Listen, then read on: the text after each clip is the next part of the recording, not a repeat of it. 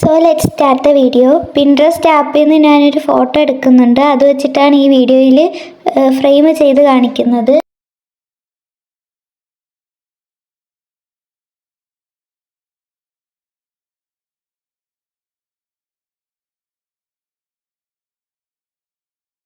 Canva app use ആക്കിയിട്ടാണ് ഈ ഒരു ഫ്രെയിമിൻ്റെ സൈസ് എഡിറ്റ് ചെയ്യുന്നത്. സോ ക്യാൻവ ഓപ്പൺ ആക്കുക.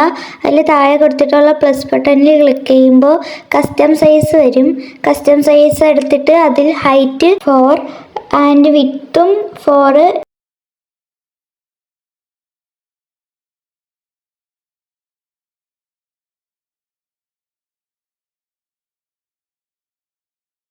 അപ്പം നമുക്കൊരു ക്യാൻവാസ് ഓപ്പൺ ആയിട്ട് വരും.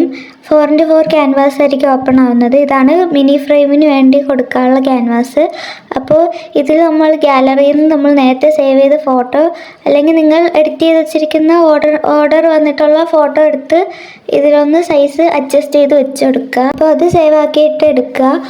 അതിനുശേഷം A4 ഡോക്യുമെൻ്റ് എടുക്കുക. കാരണം A4 ഷീറ്റിലാണ് നമ്മളിത് പ്രിൻ്റ് ചെയ്യുന്നത്. മിനി ഫ്രെയിമിനായാലും A4 ഷീറ്റിലാണ് പ്രിൻ്റ് ചെയ്യുന്നത്. സോ സെറ്റിങ്സിൽ പോയിട്ട് ആഡ് ഗൈഡ് എടുത്ത് കോളം 2ഉം ഗ്യാപ്പ് 0 ആക്കിയിട്ട് റോ 3ഉം ഗ്യാപ്പ് 0 ഡൺ കൊടുക്കുമ്പോൾ കുറച്ച് ലൈൻ വരും.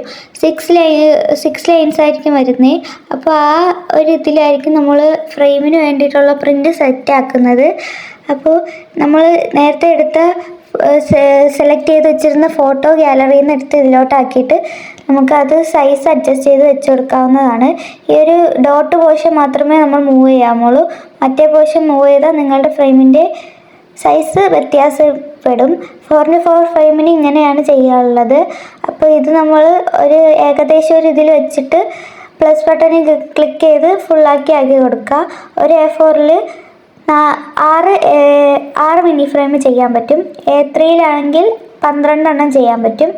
അപ്പോൾ ഇങ്ങനെ ചെയ്ത് കൊടുക്കുക. എന്നിട്ട് നമുക്ക് സേവ് ചെയ്തിട്ട് പ്രിൻ്റാക്കി എടുക്കാവുന്നതാണ്.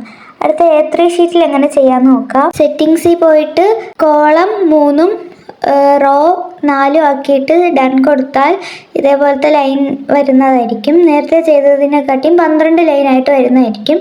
അപ്പോൾ ഈ ഓരോ സ്ക്വയറിൻ്റെ അകത്തും നിങ്ങൾക്ക് വേണ്ട പ്രിൻ്റ് എടുക്കാനുള്ള മിനി ഫ്രെയിമിൻ്റെ പ്രിൻ്റ് എടുക്കാനുള്ള പിക്ചർ സെറ്റ് ചെയ്ത് കൊടുക്കുക.